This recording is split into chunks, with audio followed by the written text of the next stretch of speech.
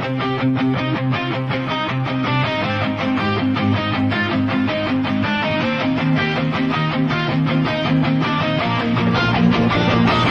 are the Unbound Grapplecast, where shadows rise on the weekly Steelchair.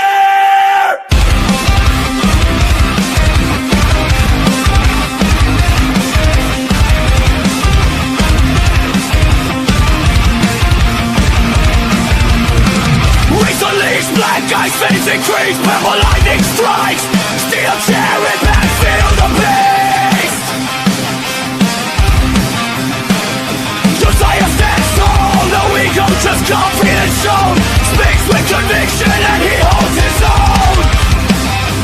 We predict people, hear the truth resound.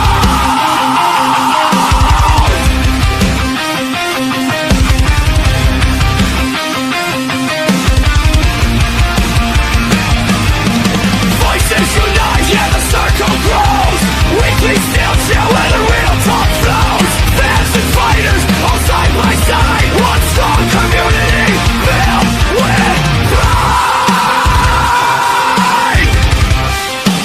Filled with pride.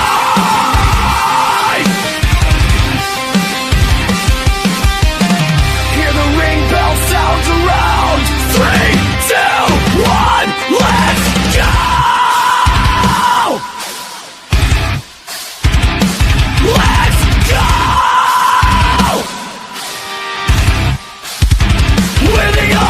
Grapplecast, the crowd hears the battle cry. Crash through the lights, we electrify the night. Punk hearts beating, metal souls collide. Step to the mic, this is to our time.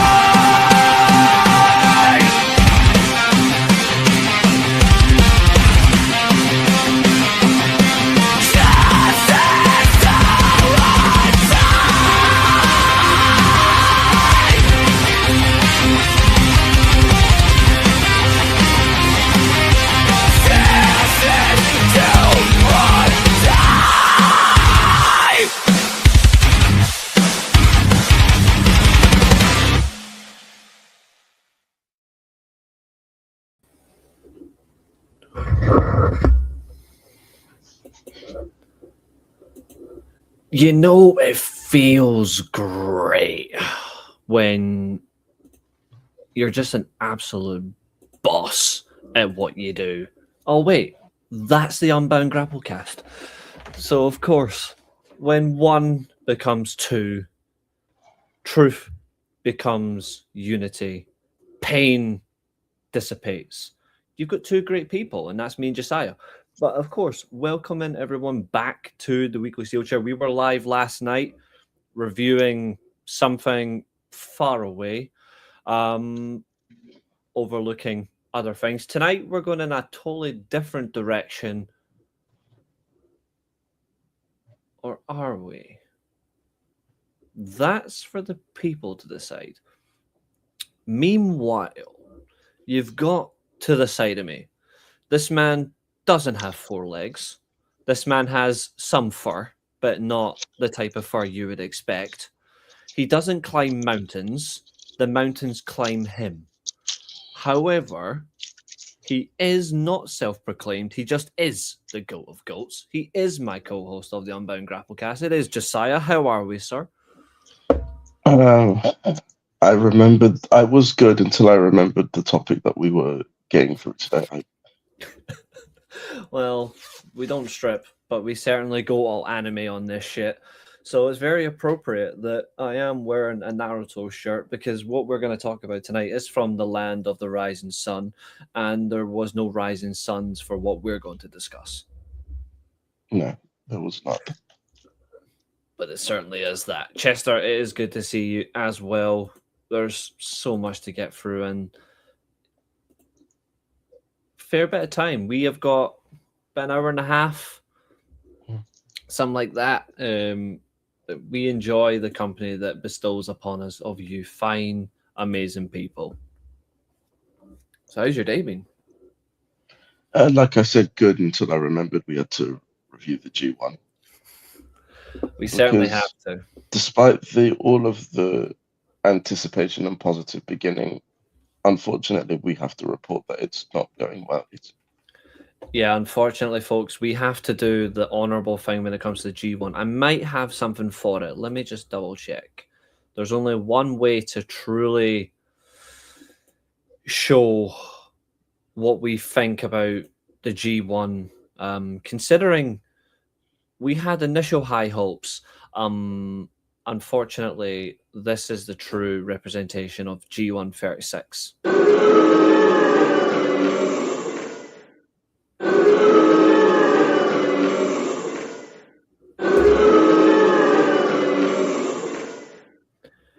And to further emphasize the G1, it goes like this. We do not We care. do not care. We do not care. We do not care. We do not care. We do not care. We do not care. We do not care. And for you fine Americans out there, we have one more that really eclipses the meaning of Jesus Christ.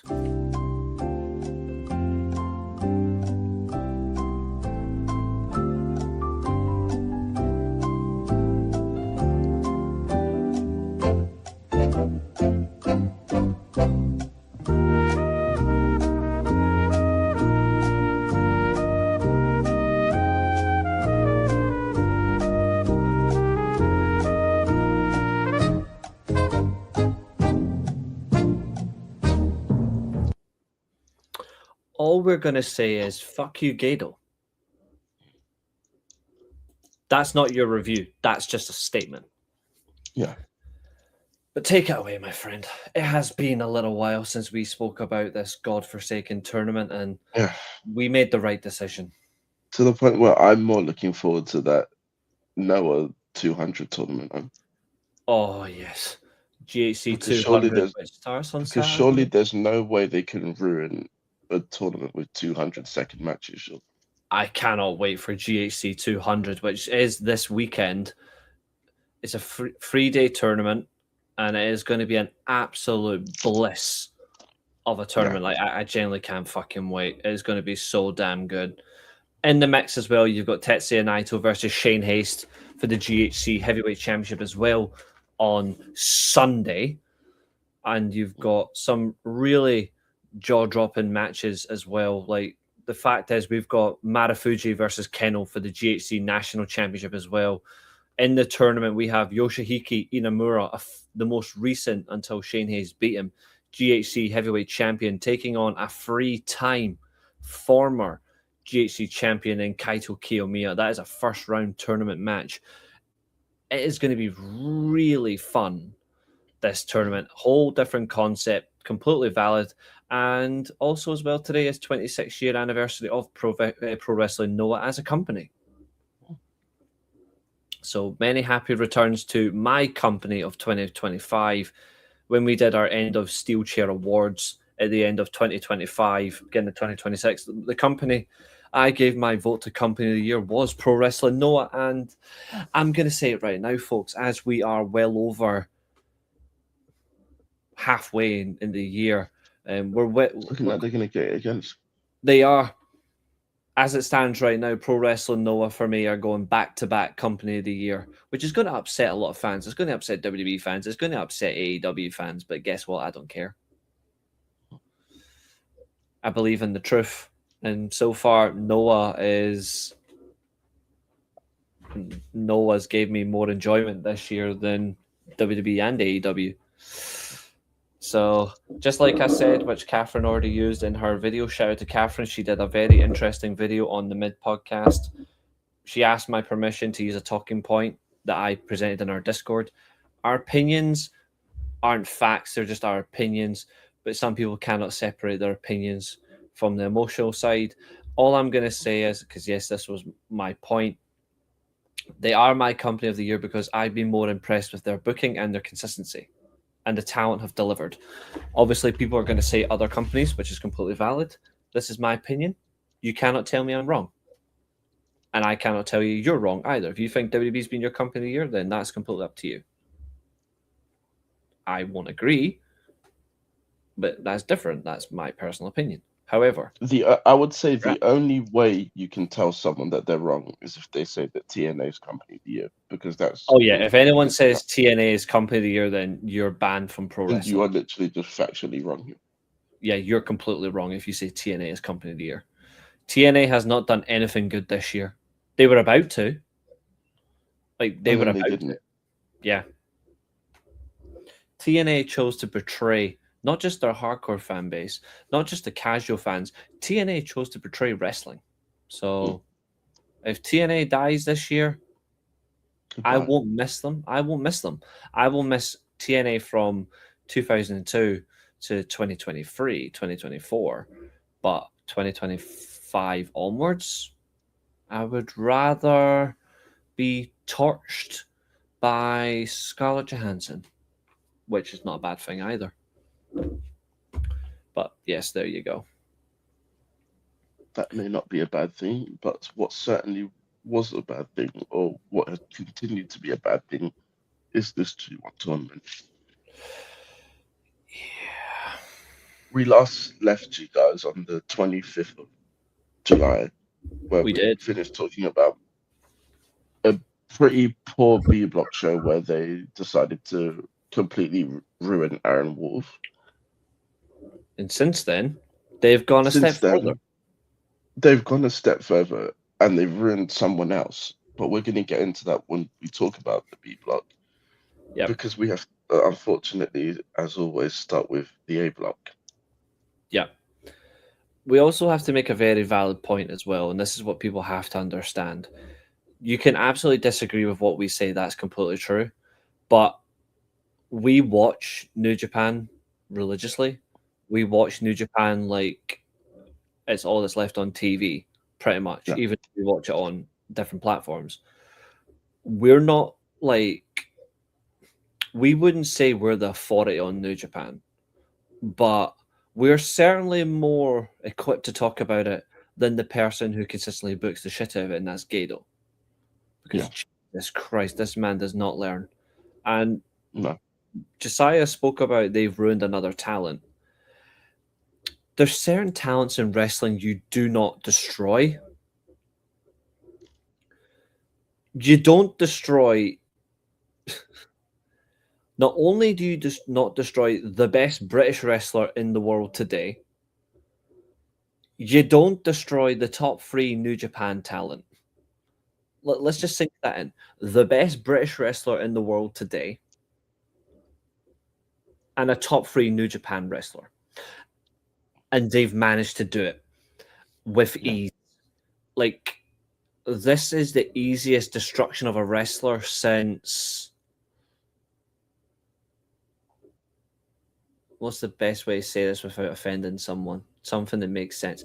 I've got it. This is the most destructive way of a wrestler since they tore out Daniel Bryan's hair on SmackDown just so he can have a strap match with The Fiend. He was already going to cut his hair anyway, but you stole his identity by ripping his hair out. You basically ruined a man's look in the worst way, or by feeding someone dog food. This is the equivalent. You've dog-fed Zack Sabre Jr.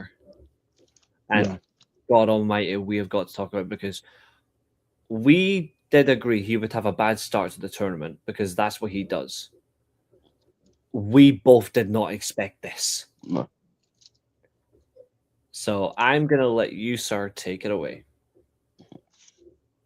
Before we get to that, we've got to talk about the first A block. It's kind of cool the way that this has worked out, because we've got 3 of each block to talk about. We do. So the first it's B block to start with. The first B block. Well, I think it is anyway. Or is it? Yep, it is. That we start at? We last Yes, convened on A block, so it should be B block. Yeah. Yes, so that is the 26th of July, which is a week ago now, which is crazy to think about. Yep. We had the two ruined by Gabe Kidd wrestlers, Aaron Wolf and Oscar. We had Hinare versus Renarita, Driller Maloney versus Callum Newman, and Zack Sabre Jr. versus Gabe Kidd. Yep. So we're going to start from the top, and that was Aaron Wolf versus Oscar, which Oscar won. Which is what we thought was going to happen. Yeah.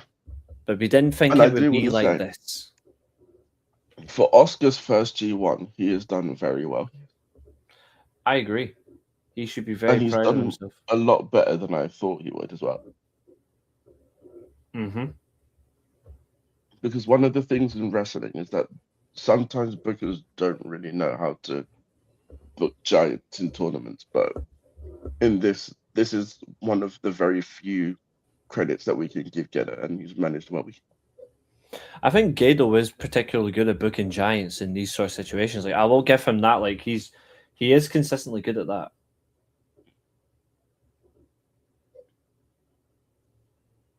Yeah, this match went under 10 minutes, and Mm-hmm. it was, from what I remember, it was a decent match, nothing special.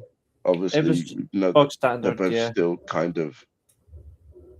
Well, Aaron Wolf definitely is greening because he's just starting out. But for Oscar, this is still like the infancy of his singles run, if you want to call it that. Because Yeah, obviously he's not had many, so it's still quite basic from him. I agree. But for It's- what it was, they Mhm. definitely put on a good showing. They did. My only thing, though, and I'll stand with it, my concern for this match is, are they planning on keeping Oscar a single? Because he seems to be thriving a lot more than Yuto Ice is, which we'll come on to very, very shortly. But even if they don't, and they put them back together, which is fine because they haven't technically split as a tag team. If you go straight back to Knockout Brothers, what do you do with them? Because who do they feud with? I don't know, because I would say unless Yuto Ice can beat Great Okan, the tag titles, that situation's kind of closed because Henare already beat Oscar. So now they've got no claim to the titles otherwise. They haven't been. Correct me if I'm wrong, because I can't remember. They haven't had a rematch. No. And that seems to be a thing now. It's not just New Japan. It's not just WWE actually, because they went away with the rematches first. But Yeah. now AEW doesn't do rematches. New Japan definitely doesn't do rematches. Pro Wrestling Noah hasn't done a rematch in a long time. It seems to be worldwide. The only company that I've seen in recency that rewards a rematch is Rev Pro. Well, I feel like with New Japan, it kind of depends on which belts are being defended as to whether rematches get given or not. The World Championship immediately they don't get a rematch. No, I can't remember the last time there was a rematch of a title match apart from Suji and Callum, and even that wasn't an immediate rematch because Callum had a defense before that. Exactly. I think actually I'm gonna look that up because I can't remember either, because even TNA doesn't do immediate rematches either. They used to, but they haven't in a long time. And I think that is a problem. I actually can't remember the last wrestler that got an immediate title rematch in New Japan. Unless you want to count the TV title where ELP gave Takeshita rematches for whatever reason. See, Google's claiming that the last time New Japan did an immediate rematch was when Yota Tsuji regained the title from Callum. But that's not true because Callum defended the belt against Shingo first. Yeah. So it can't be. So I don't know why he's doing this.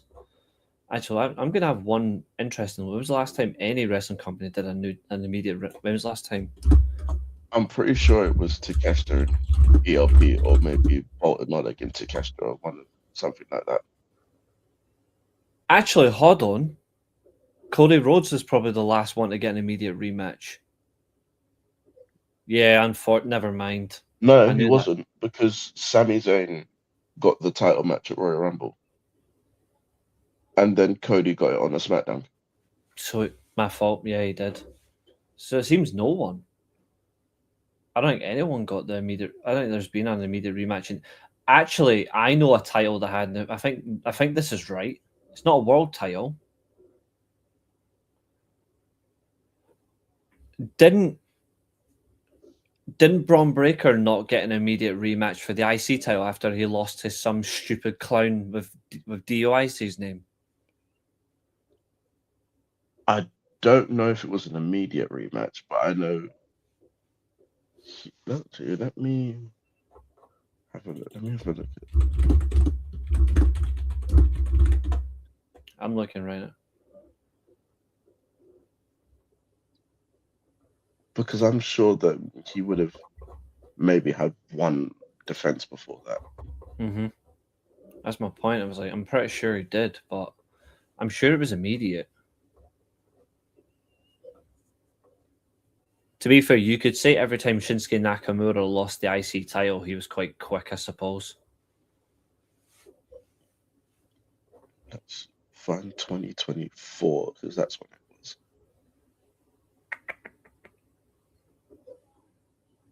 That's the world title. Okay, September 23rd episode of Raw. Uso defeated Braun Breaker to win the title, but lost it back to Breaker on the episode on the October 21st episode. So did he have any title matches between? Okay, no, it wasn't. It wasn't. Yeah, he beat Xavier Woods on October the 7th. Fuck's sake! So there hasn't been one in a long time. No. I think you know what's funny in terms of like immediate rematches, like. Unless you were a certain talent, you weren't really getting an immediate one. Like Stone Cold got an immediate one against Kane after King of the Ring, which is fine. Yeah. Obviously, Taker and Austin pretty much had immediate title rematches every time. Bret Hart immediate title rematches back in the early 90s to mid-90s when he kept dropping the belt. The Rock, yes. Triple H, obviously, because he's a glory hound and prick. Randy Orton. Yeah.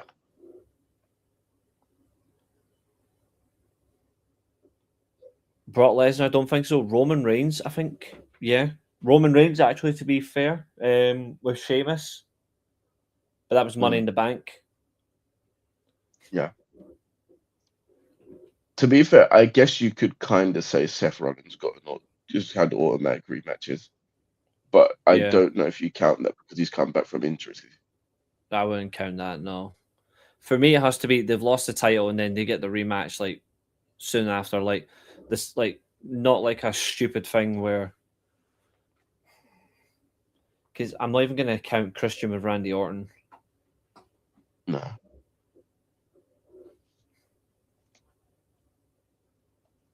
Because even back then as well, like when Bryan lost to Sheamus at WrestleMania, he did get the rematch, but it wasn't immediate. Like for me, immediate is like within a week. Well, he got it at the next pay-per-view.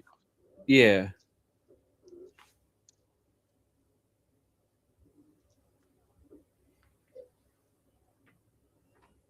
Yeah, it's certainly. I've certainly been looking. I can't find it. The last immediate rematch for a championship.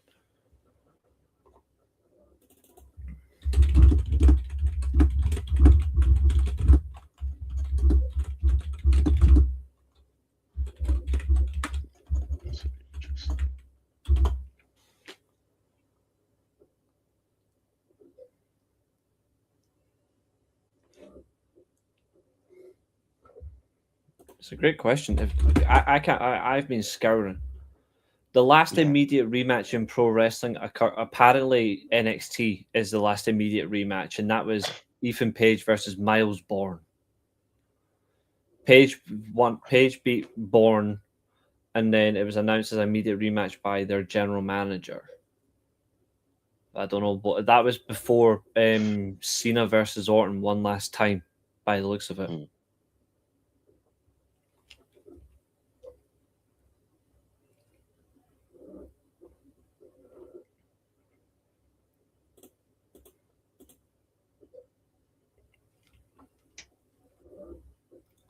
I don't like the rematch clauses aren't a thing anymore. Like, that's the champion's right. Yes, they lost their title. They should be given the automatic rematch. Mm. Instead, now you've got to earn your rematch. I think that's stupid. Mm. Except when it's Roman Reigns and you don't give him the rematch. Yeah. But anyway, do continue, sorry. Yeah. This match has shown me again that out of the Knockout Brothers, Oscar's definitely the better of the two for me. Agreed.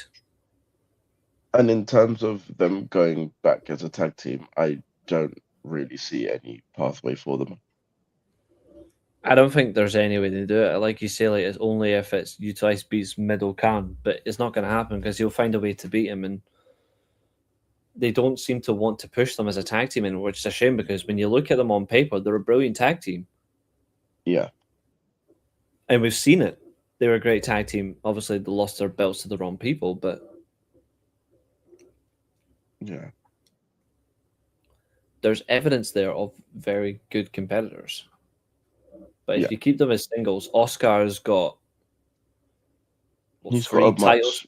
much bigger ceiling, I would say. He's got maybe 3 titles to choose from. You to Ice 1 or 2. Yeah. Because for me, it's world title, global title, TV title for Oscar. For you to Ice, I'm saying TV title and never openweight title. No disrespect Yeah. to him, but TV title upwards is higher ceiling, and I don't think you to Ice is that type of seriousness for it. No. I don't either. And I actually think that, but it's weird though, because Oscar, after beating Aaron, will seem to stake his own claim for the Never title, Mm-hmm. That's true. which I think would be an interesting rematch for them to have. I'd like it. I would certainly like it. But that was the first match. Yeah. The second one was Hanare versus Ren Narita, and this was a 10-minute match, which basically had all of the chicanery that you would expect in a House of Torture match, and Hanare just no selling it, basically. Yeah.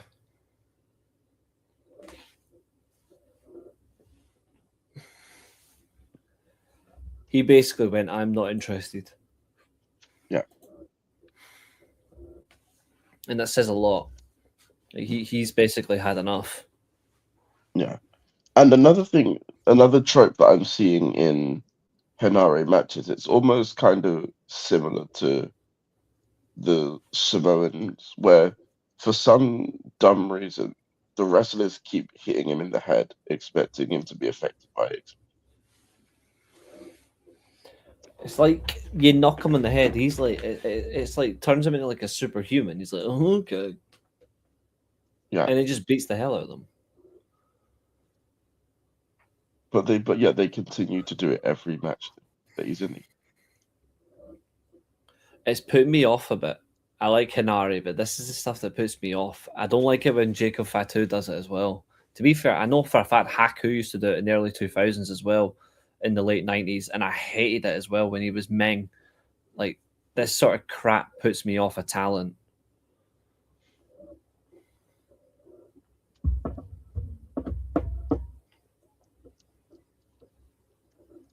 Yeah, I think it gets old very quickly when people keep doing it. Mm. But in terms of the match itself, I think the match was fine for what it was. Yeah. I And I agree with think that. that they got to the right result, and I think in terms of both people's tournaments going forward, obviously we know that Hinare is still looking quite good. He is. Red Narita not so much, but he went on to do something later that we're going to get into and discuss at length. Yeah. We What got are a your massive shock. overriding thoughts on this match? I think overall for me, we're seeing the strength of Hinare, but we're not seeing more of the wrestling side of it because he's too busy being something that he's not. And I don't agree with Hinare being all thuggish in this type of tournament. I want him to be ruthless and decisive. Instead, he's acting like something that he's not, and I don't like it. But his matches have been good. I just don't like this side of him. I thought the match could have been a lot better, though, if I'm honest.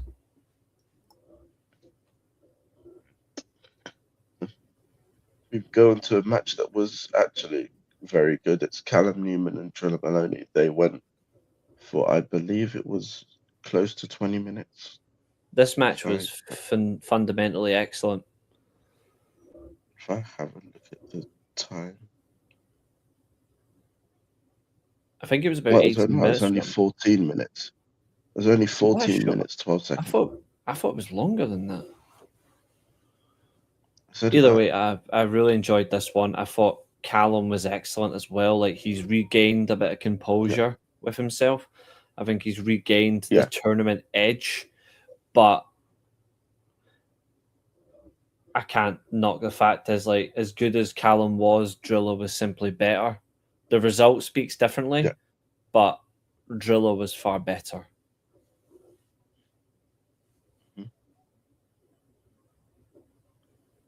I think it was a pretty good showing from both men.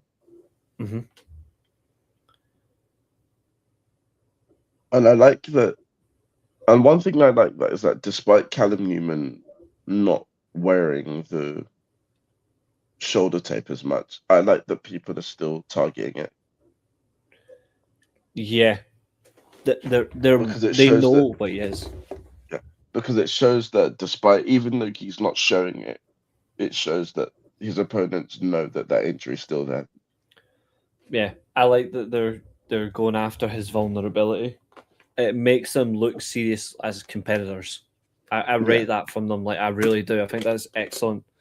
That's match-based storytelling at its finest. I'll say one thing that I am getting a bit tired of seeing in his matches is the constant use of the chairs on the outside. I feel like that's being overdone now. Yeah, I'm not a fan of it either. I feel like it takes away from being unpredictable in the ring, and what more can you produce? Oh, it's just going to be the same shit. Well, in that case, then why do I want to watch? Yeah, because I mean, like, it works in certain matches, but in every match, I feel like the point's being overdone. Yeah, it's becoming one of those types of moves where you're like, when you almost start counting. Yeah, it's kind of like the Devil's Kiss, where you're just kind of waiting for it to happen. Yeah, or an Uso match where or the Young Bucks when you know a super kick is coming. Yeah. And it's like, oh, hello, here it comes, and then, oh, great. Yeah. But yeah, this was, like we said, a good match, surprisingly short. Right man won. Drilla did pick up the win, and he is again having another brilliant tournament like he did last year. It's almost as if you and me just know what train to back and we don't fall off. Yeah. I think both men still have a lot going for them in this tournament. Mm-hmm. And I wouldn't be surprised if either one of them picked up the second spot in the block. Yeah, I think because of how they wanted to go, I think it's still going to be Callum. Mm. But Drilla deserves a chance to get out of the block. But Yeah.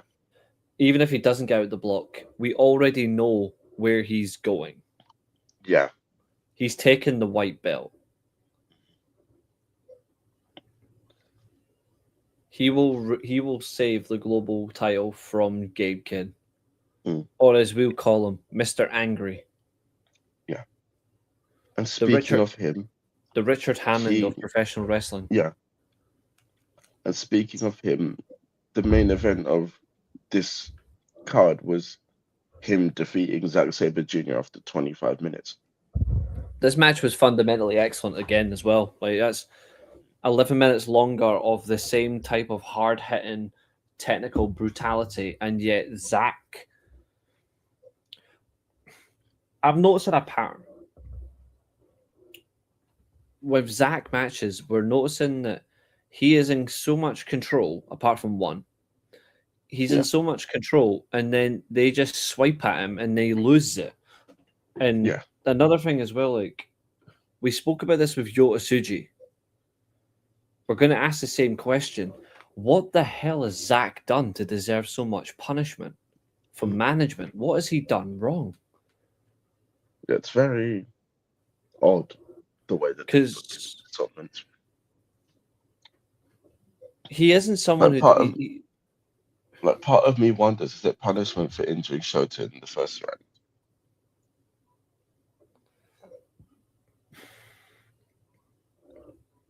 Maybe, but that doesn't give you a valid reason to book him like that. Humiliate him in one match, yeah, completely understand that. But to do it in multiple matches is becoming a joke. Especially for one match that we'll be coming on to later on. This match wasn't the burial. The one we're coming on to was the burial of Zack Sabre Jr. Like, and it was until his win against Oscar in the last show, he had lost 4 matches in a row up to that point. Yeah, if he had lost 4 in a row, I would have said buried. No, he did lose 4 in a row. That would have been the 5th. Yeah, you know what I mean? Like, sorry, if he had lost 5 in a row, then I would have said buried. If he had lost the way it's going, like, there's only one way to describe him now. Zack Sabre Jr. has been buried. Yeah. And it's almost to the point where even though it's not mathematical yet, he's basically out already. He's gone. It's almost as humiliating as when Chaos turned on Okada. That's this kind of humiliation. Like, it's that level of It wouldn't surprise me if TMDK turns on him. Because the way it's going, why would you back a loser? And Zack isn't a loser, but he's been made to look like one. Like, why would TMDK back him?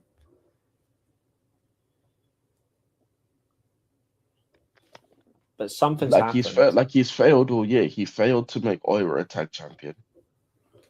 Yep. He failed to win the New Japan Cup. With ease. And now he's failing. He has failed to win the G1.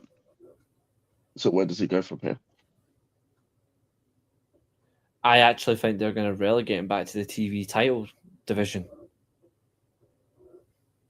Which is wrong, because the person who should be winning that title to re-stamp authority in his own faction is Sonata. But I can see them putting Zack Sabre Jr. in that division because, Jesus Christ, they've destroyed him that much. Yeah. But in terms of this match, it was a good showing from both. It was great. It was fairly back and forth. Yeah, it was. It was. Like, this is the one match that he's had so far that I thoroughly enjoyed. Yeah. No matter what the result was, I thoroughly enjoyed it. I just hate what happened afterwards. Yeah. Like, it's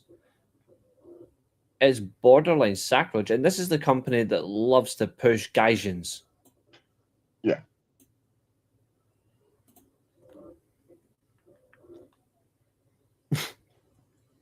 Do you know any of these? I've heard of 2 of them, but but I Which don't know ones? any of them. I've heard of Growlithe and Psyduck. I think just for appropriation, I would still say you're a Growlithe. Because you've got the dog in you and you're fire. Yeah. Plus, who would ever what turn I'm down a going. chance to get an Arcanine? Come on, let's be real. No one does. Except maybe cat lovers because they're fucking weirdos. And that says much because I've got one, but No. still. So we talked a bit about Zack Sabre Jr. and his disarray at the minute. Mhm. But his opponent for this Gabe Kidd, what do you think of where he's going at the minute? He's had an excellent tournament so far. I've been really impressed with. Chaos Turn Okada was horrible, but the way this is going, it's right up there. I've been really impressed with Gabe Kidd. I'm glad that they're pushing the outsider again because he's basically become the outsider. Similar to last year when Takeshita won it. I've been really impressed with Gabe Kidd. I don't think Gabe Kidd's going to win the tournament, but if you were looking at it right now, he is, in my opinion, the favorite. I think he is the favorite to win it, but I think the reality beckons Drilla Maloney is waiting in the midst. It's going to go down the wire. But no, honestly, Gabe Kidd, I think he's had a smashing tournament and long may it continue in terms of his top quality matches. I do want to get your take on his character delivery, though, because I've seen a lot of people saying that he's doing a bit too much, but I don't know what your take on that is. I'm not sure if he is. I mean, I get why people are saying it. I think he's trying to do more than he already is, but I think he doesn't have the capacity to. I think he could go that next level. I just don't think he's ready to yet. I think that's a fair point.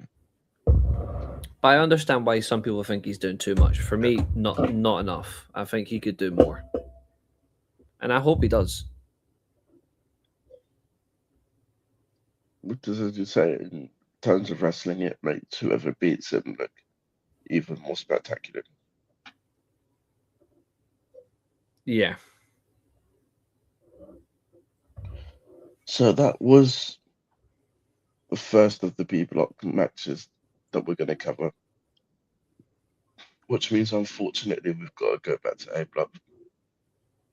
Yeah. Oh, this will make you smile. Well, annoyingly, I don't like the fact that Newcastle have signed Mateus Yasso as their manager. I think he's great. However, Arsenal are losing 2-0 to Real Betis. Full strength Arsenal. Well, full strength except Raya's not in goal. It's Kepa, but it's still full strength Arsenal. I don't know why. I don't know why Raya's not in preseason. It's not like he played at the World Cup. He didn't contribute anything. No idea. I don't get it either. But yeah, if we go to the 29th, the A block.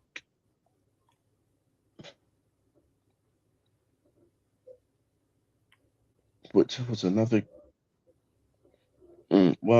decent apart from two matches, I would say. It was tiresome for me. Because I'm gonna say this now. I've seen loads of people say that they enjoyed the Suji versus Utah as main event. I thought it was horrible personally, but we'll get to why when we talk about that match. I've got a very strong view on that match as well. Don't you worry. But before we get there, Bolton Oleg versus Jake Lee. I like both wrestlers. I'm a huge fan of both, but I'm going to say I hated this. I did not like this match one bit. No. This tournament is giving Dave Meltzer a reason to keep breathing. Yeah. And unfortunately, you have to say that this is completely just. All of his horrible grades that he gives Jake Lee in this tournament are completely justified because he has had a shocking tournament. Yep. What's up? James says Arsenal clearly missing Norgard. Now he's leaving. That's a top tier comment. Jokes aside, you know, good to see you, my friend. I'm looking forward to seeing you on Friday for our debut of the Steelchair Arcade podcast. I can't wait for that. It's going to be fun. Yeah. Which means fix your Discord. But yeah, this tournament has not done Jake Lee any favors in terms of his image and the wider wrestling community's view on him. Yeah, it's because as big of a fan as we are of Jake Lee, anyone that's had any slander and criticisms of him this tournament, it's completely justified because it's been shocking from him. Yeah, we can't defend Jake anymore. With the tournament, we can't physically defend him. There's no way we can defend him unless he turns the last couple of matches around. And I don't think he will. Considering who his next opponent is, that's not going to happen anytime soon. Yeah, he's done. What's up, Dan? Yeah, I don't think he's got hope in hell. No. In terms of Bolton Oleg, though, he has had quite the opposite tournament in that he's done very well as well. Back-to-back years for Bolton. He's done very well. Especially as we've been talking about coming back from that elbow surgery where he missed a couple of months. So it's been good to see him just get straight back into it. Yeah. And he is another person that I'm looking forward to seeing what he does post-tournament. Mm-hmm. Agreed. The next match we have to talk about is, I would say, Ryohei Oiwa versus Sanada. This was, again, an interesting match. Mm-hmm. And again, I think it's an example of one of the more established members of the roster putting over a younger talent. And I think it's an example of it being done in the right way. Yeah, it was competitive match, fun, exciting. I just love the business that was showcased here. This was great to see. This was really good to see. And to answer your question, Glenn, I'm choosing between Onyx, Sea King, and Ditto. I'm choosing Onyx. I mean, after all, I have an Onyx hoodie, but I would choose Onyx purely because surprise quicker than you would think, and also Steelix is fun. So of course I choose an Onyx.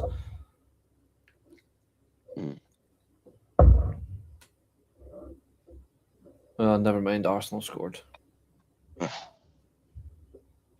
Well, it didn't take long. I mean, it's only Arsenal. Yeah. Still deluding themselves that they're going to get Vinny Jr. as well. Yep. Absolutely funny.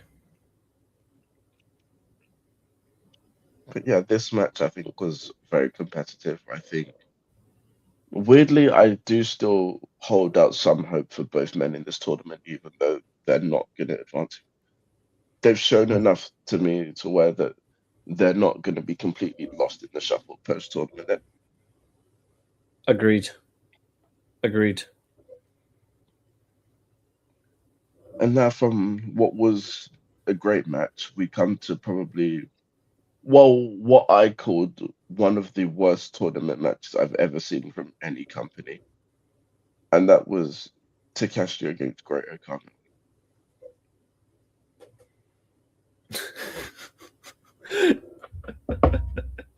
Christian, no guard. Oh God Almighty. The best way to describe this match is Lucky for us picture any evil House of Torture match. It was basically Great O'Khan being the entire House of Torture by himself, and yet somehow still losing it. Slow, turgid, relying on any means to win, and still couldn't get the job done. This match was honestly worse than. It was 14 minutes. I said this when I watched it back. It was 14 minutes, and it felt like 14 years. Yeah, there's only one way I can analyze this match, and this is how I'm going to say it. This match is like going to France. Mm. You want to just get through it quickly to get to Italy.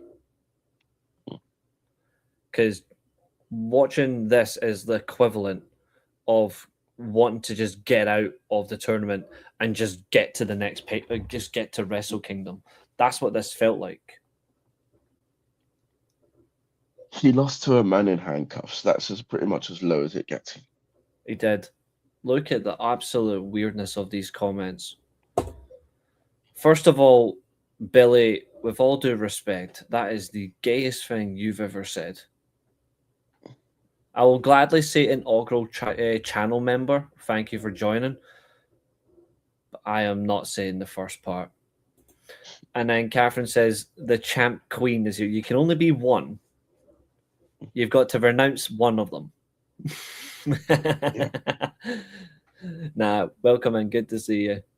But Billy, I think... And good podcast as well. It was, but yeah, Billy, please change this, because this is just... Christ. But God yeah, almighty. in terms of these two, But I'm annoyed Takeshita Newcastle were probably, quality manager. but yeah, in terms of these two, Takeshita probably going to advance as the block winner in this. And Yep, Great but- Khan, I never want to see him in a singles match again. I'm still going to stand by it. I'm annoyed that Takeshita's going to win the block, because he shouldn't be. No. But in terms of Khan, I never want to see him in a I'm still getting thingy over again. Josiah's... It wasn't a nude. It's literally Basically, just what it Josiah was, sitting in his I bed. zoomed in. Basically, what it was, I zoomed in to Don't like get a justify it. picture of my fatness, and that's how it came out. Basically, You're a brave man. I mean, I've got nothing to hide. There's no harsher critic than myself. So Exactly. nothing- That's what I say. there's That's nothing what I say. and there's literally nothing that anyone can say to me that I won't say about myself. Now. Yep, I am the exact same as you. Your biggest critic, your biggest enemy will always be yourself. It's not anyone else. People can hate you, whatever. People can dislike you no matter what, but nobody will hate or dislike yourself more than your own Exactly. individual person. So there you go. More like inaugural crybaby quizmaster. But yeah, I still can't believe he done the last one. Because he's a say that's just how he is. Like he honestly, it was more he had no pants on. He did. Oh, I did. I was wearing shorts. I just zoomed in. Yeah, Josiah is certainly not going to sit in his own room in this way where he wants to post something like that and go, oh, by the way, I'm not going to have these on. Like, Josiah might be mental, but he's not like the beaten kebab merchants on X. He actually respects he respects some limits. It was literally just before I left the house to go to the gym. Exactly. Good man as well for looking after yourself. I'm at the gym tomorrow. Glenn saying justice for Billy. No. What justice needs to be served? I mean, for all apart the from facts, Zack Sabre Jr. apart from. Mm-hmm. I think the fact is, I think it should be justice for me, for the fact that he was comparing me to frickin' Sami Zayn the other day. That's definition of real justice required. And he called you the gingerbread man. He did. He did. Pure like, look at this. See, like look at the swift change. He's now saying you're doing well. I'm really kidding. That is how it Much is. appreciated. That is good support. That is good support. But yeah, as we said there about Catherine, good podcast. Yes, the one where again, God Himself spoke to you, and I can only do my job so well.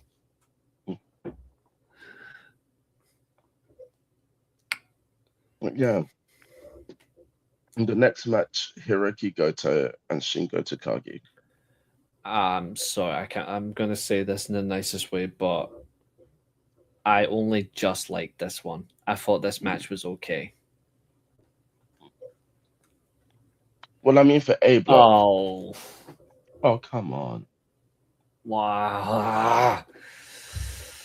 I thought we were going to escape this. I hate being... Why does it have to be me? I want Spider-Man! Misery, misery, misery. That's what you've chosen. Say his name and he appears.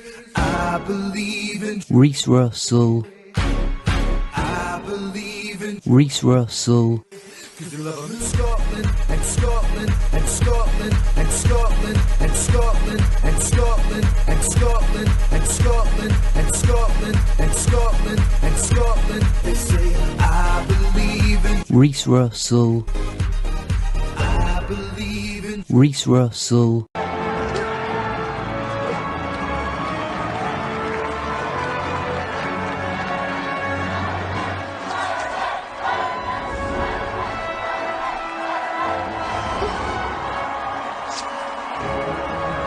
He seems to have come out of nowhere to answer the prayers of the city, just when all hope seemed to be lost.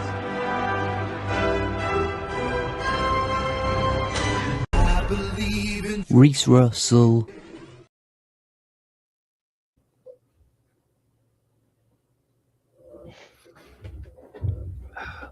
It's so good that that clip itself just lets me use it.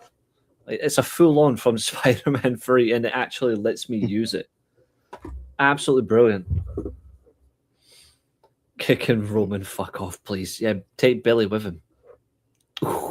Just kidding, Billy. We don't want to give you the impression that we're bullying you. all I said it was Bill service on bollocks. You did that. Get to get the video, you traitor. But yeah, Shingo versus Goto, I have to admit, I just can't. I thought this match was okay. I don't think it was anything special compared to previous matches between them. Yeah. You absolutely can't go wrong with that. That's why I'm looking forward to some of the classic gaming, because we've got a lot of Spider-Man games to choose from as part of it. Not to mention View Cinema. Always helpful when I saw this on Saturday.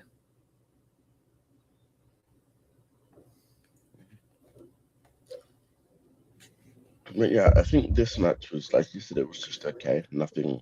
I'm off to special. join. I'm off to join that guy's channel who ripped you off. You can be as one and only viewer then. You can be. You can go and support Aaron Loves Cucks. That's okay. Sorry, he is one. Best news was Chelsea Green World Champion Q Catherine in 5, 4, 3, 2. That's all I'm gonna say.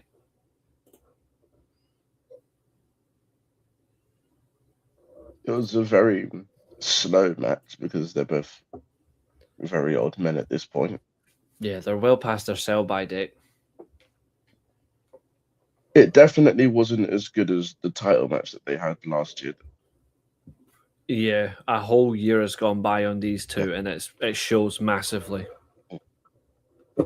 And it almost feels like they just decided to flip a coin and give Shingo the win this year. That's literally what it felt like to me. Yeah, that's exactly how I would put it. We're just gonna flip a coin and see what it lands on because we can't choose. Yeah.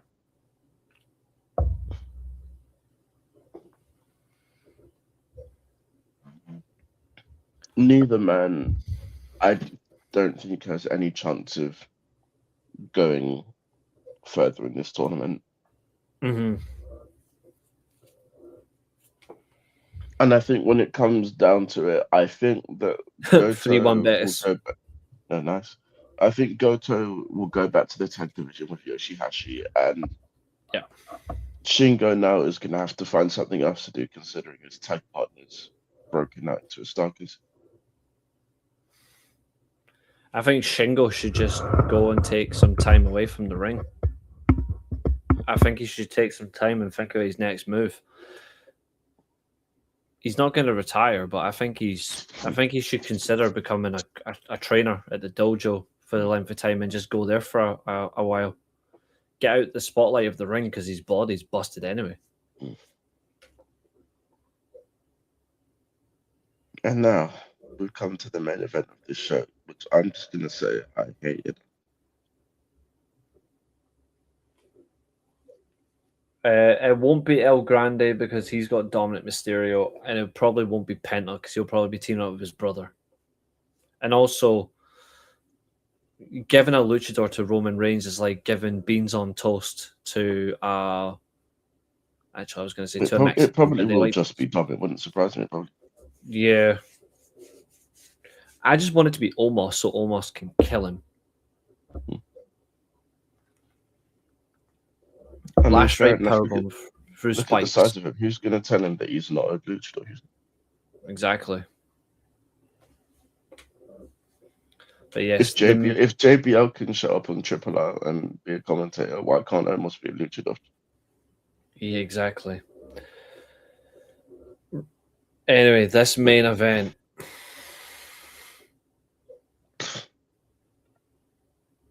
I didn't like it at all. It felt like half of this match was just them chopping each other, which I think is lazy. Do you know how many chops Yuto Ice took from Tsuji? I think it was something like 280 or something. It was 280. I'm sorry, but in my opinion, that is completely unacceptable. No match in any pro wrestling company should have more than 15 chops. 10 to 15 is fine. Anything above that is unbelievably excessive, especially the amount of damage that's been done to Yuto Ice's chest. Yeah. Like, that man is scarred. To the point where this happened on the 29th of July. We're going to be at the 6th of August tomorrow, and it's still there. Mm-hmm. Like, his chest is completely ruined. Like, he may as well start doing a D'Lo Brown and wear body armor to the ring. Yeah. I'm actually going to show everybody what we're talking about because this is really bad. Like, yeah. If you like when you think about how much we talk about New Japan and their match styles, we like a lot of their matches. This is really stupid. Yeah, it is. It is really bad, guys. It is really bad. Let me see if I can find it. Here we go. Yota Tsuji. Even its own search on X is actually a statement of intent. Yeah. 275 plus shots, but it was 280. Like, this is what's happened. And the fact that Yuto Ice is standing there with a smug look and Yota Tsuji's got a big massive smile on it with his taped up hands and his taped up shoulders. That is completely unacceptable. Yeah. Like that's not just bruised. Like, there's serious damage to that. Like, look at his nipple. Like, his nipples decided to just recolor itself as well.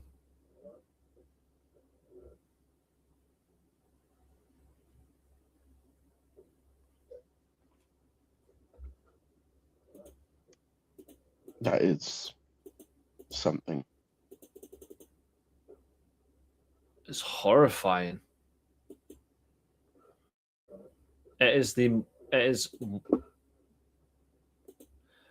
I'd love to know whose idea it was to do that. Because Yuto's knowing him.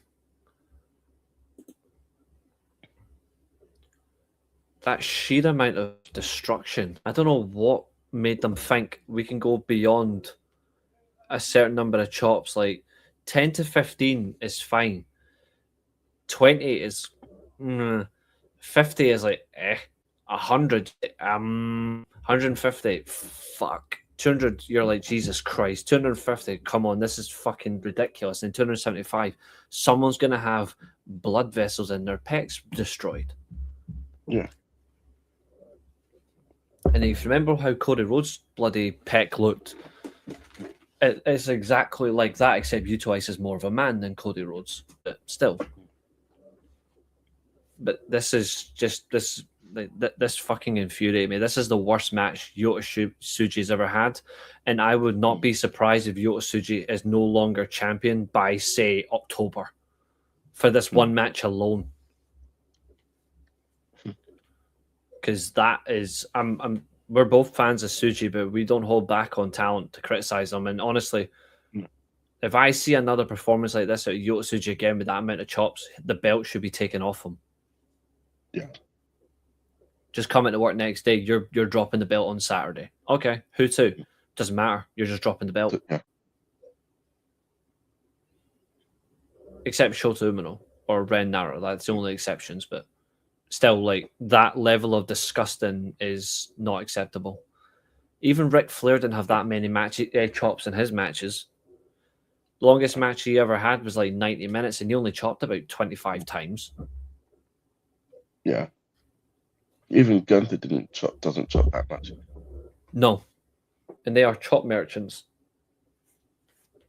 But Tsuji's now gone to the top of the list of chop merchants. Mm-hmm. Vile match. Horrible. Worst match in the tournament. Worst match in the tournament. Yeah. It's even worse than the 2-minute 50 monstrosity we're coming up to. Which is unfortunately right around the corner in terms of review. Yeah. Because here before we go. we get there, it's Drilla Maloney getting choked out by Oscar. I loved the match. I loved it. And I loved the result as well. It was the right result for me. Yeah. Started off fast paced. And the pace just continued to pick up until the end. Yep. And I love the fact that Oscar was able to do that, considering the fact that he is so much taller than Drilla Maloney, but Drilla Maloney is bigger than him in terms of pure muscle mass. Like, it's a contrast it's a complete contrast in a human being. I think it's brilliant. Like, the fact that Drilla was able to get him up for the Drilla Killer was impressive for a man of Oscar's height. I would honestly say that's move of the year. I genuinely think it's move of the year in terms of complete unpredictable. I don't know what you can say rivals it. Like, he didn't hit it. Like, of course he didn't hit it, but the fact that he was able to get him up was very impressive.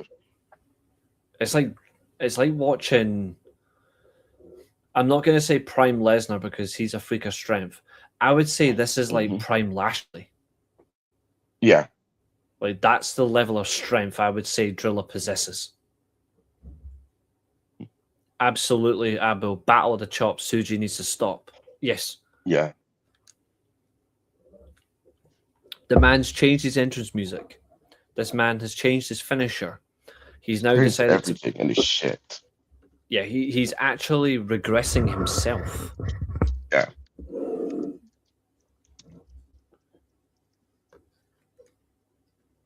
Like, this is the world champion, and you've basically just made him look like a complete joke.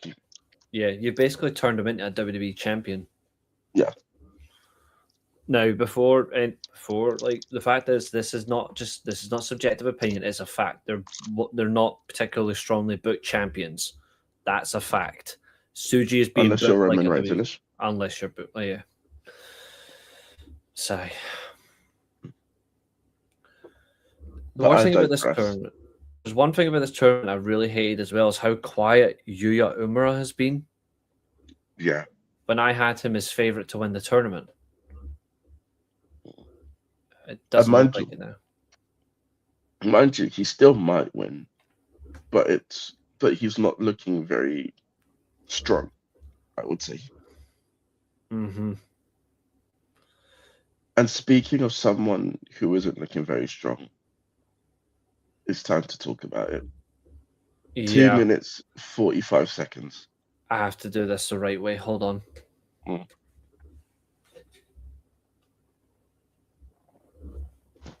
Proceed. Right. But I'm going to look on the website and I'm going to look up their exact transcript of how this match went. Because I think that's the best way to do this. Ladies and gentlemen, if you want to see what the real truth is about podcasters, you're about to see exactly who the truth is when it comes to professional wrestling.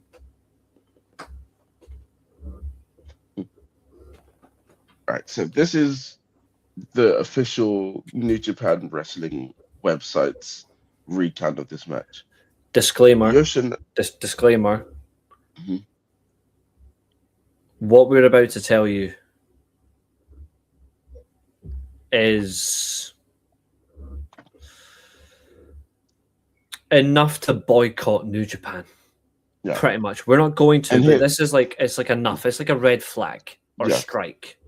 And here's another disclaimer. This whole segment that we do talking about this match will be longer than the match itself. Mm-hmm. Okay. So let's get this in.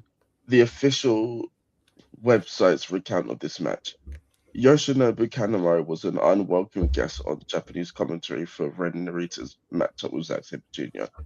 With Dick Togo also making his presence felt at ringside, it wasn't long before high-paced technical skills would be put to a stop, with the grab of a heel and the attempt of a handful of thrown powder that misfired.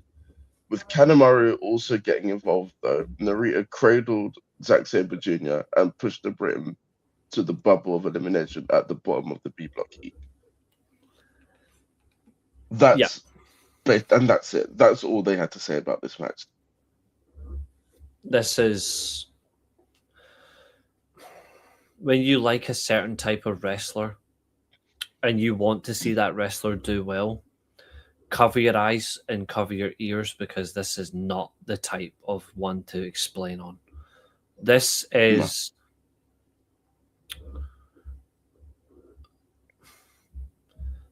I'm going to put it in a way that makes sense.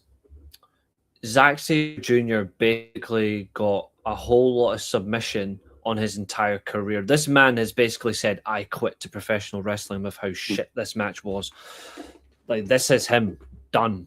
Like, respectfully, on this channel, it is going to be very hard for either myself or my co-host to my side, where we literally say, how the hell can we redeem or support Zack Sabre Jr.? Because he has literally just been ripped to pieces. Yeah, it is a sad, sad sight. It's like watching 2015 Kurt Angle. You know he's coming to an end, even though Zack's nowhere near that because he's still got years on him. But it's like that. It is like 2015 Kurt Angle. You know the time's coming to an end. He might have one or two great matches left in him. Conveniently, he did wrestle Zack that year. But it's still the point of, this sucks to watch. This is horrible. And there's no way out. There's genuinely no way out for Zack Sabre Jr. We are baffled by it. Because how can you... There's no shame in a technical masterclass losing to Ren Narita, because we've said it before, he is a dick, but he is a very good technical wrestler. Yeah. But there is that's something that we saw happen last year when they wrestled him. Exactly. But there is complete shame when he is losing before it hits 3 minutes. There is something seriously wrong here. Yeah. And I'm flabbergasted. I am genuinely flabbergasted. And like we said, I don't know what he's done, what their plans are for him, but the way they handled this was just horrible. Mm-hmm.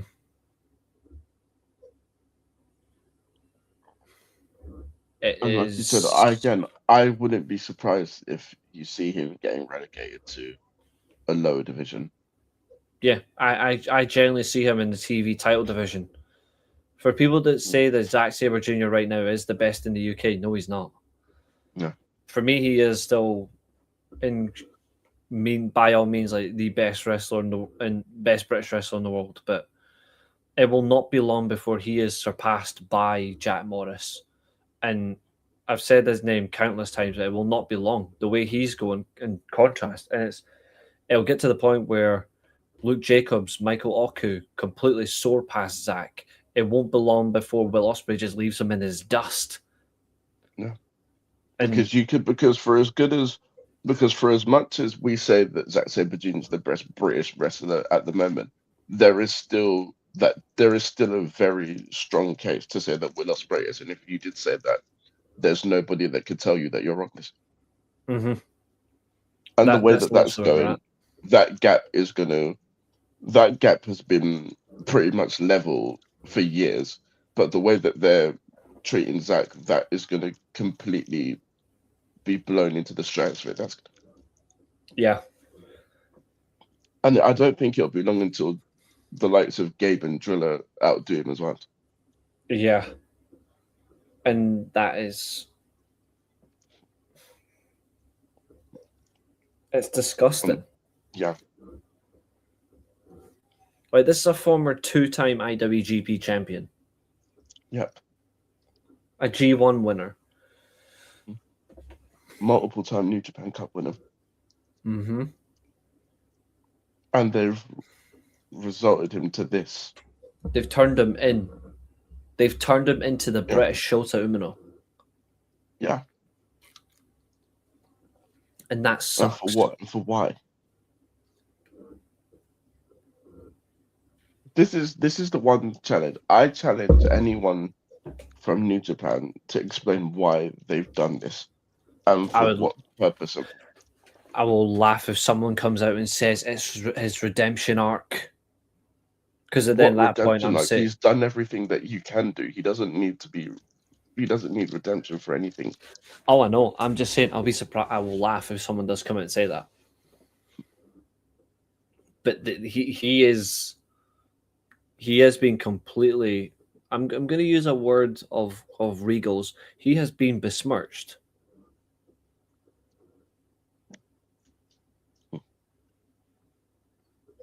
It's even worse as well as the way the match started. You wouldn't think it was going to be a complete walkover until maybe 30 seconds in, because the way the match started, it was completely different. Yeah. And then it was almost like the click of a finger. And we know for a fact that Zack is not injured.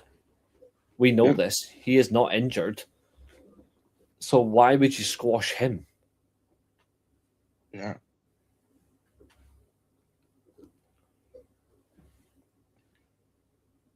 Just a shocking match, honestly. It was. It's one of the worst booked matches in New Japan history. It's stuff like this that proves why we don't support Gedo's booking. No.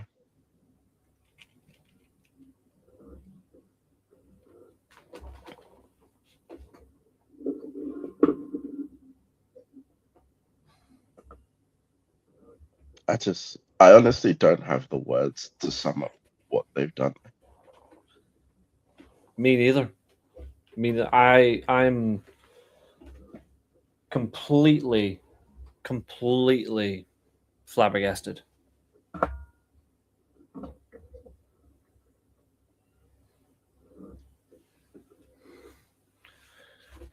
Zack Sabre Jr. besmirched like Billy. No, Zack Sabre Jr. is cool. You just get what you deserve for liking Roman Reigns. I'm only kidding. Peter? Yeah, before we move on, is there any other message or anything that you have for this match? Just take Zack Sabre Jr. out of the tournament now and just give every remaining opponent a free win and just let him go and do something else. Just let him. Because there's no point now. And they should let him go to the UK to prepare for Rev Pro early.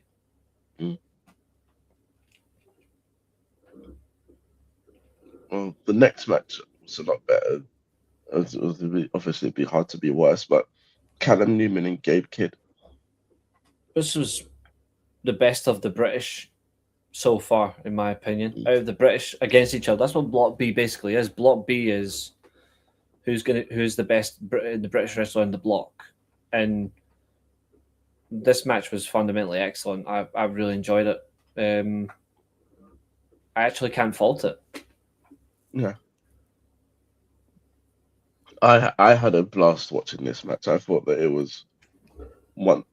I thought it was one of the best matches I've seen in New Japan this year. I agree. There's generally nothing about this match that I can't dislike. Yeah. Not that we're going looking for anything to dislike. It's just simply put, there's nothing I dislike about it.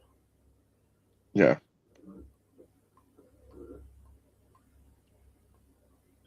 And I also liked the fact that even though this is like an AEW wrestler against a New Japan wrestler, Callum wasn't afraid to cheat as well as Gabe Kidd was. Yeah. I found that really interesting as well. And I liked it as well. Yeah. But I actually think it's like one of those heel versus heel matches where there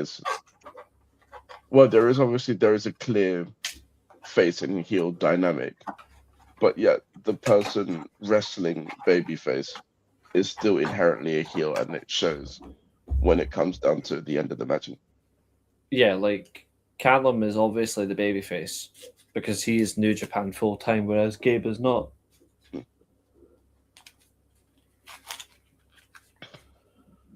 And you can do heel versus heel. It always works. But what I actually found the most interesting was in the post-match where Gabe Kidd basically revealed that he had no idea that Will Ospreay was a Death Rider until he turned on them. Yeah, that was funny. Like, I burst out laughing. I was like, Gabe, surely you know this. Yeah, even if you're not there, surely you're watching. And I'm just like, even though you're not there, I'm like, surely someone's telling you what's going on. Yeah, it is absolutely funny. Like, it had me in stitches. It had me in stitches. Like, see, this is what we say. Like, see, when people say they want comedy in wrestling, that's my type of comedy. Like, someone who makes like these like subtle jokes, and you just can't help but laugh at it. Like, I was pissing myself at that. And it's also supposedly led to Gabe declaring war on United Empire. But, yeah. Which won't be supported by the Death Riders, I think. I don't think likes and Moxley will support it because he knows what will happen if he does. And he can't afford to risk it. Yeah.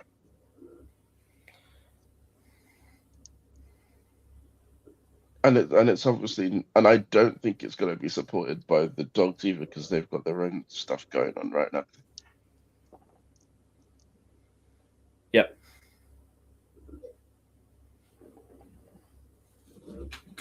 So that's another thing to keep your eye on for the future months in New Japan, because obviously it's not going to be an AEW thing, you wouldn't imagine.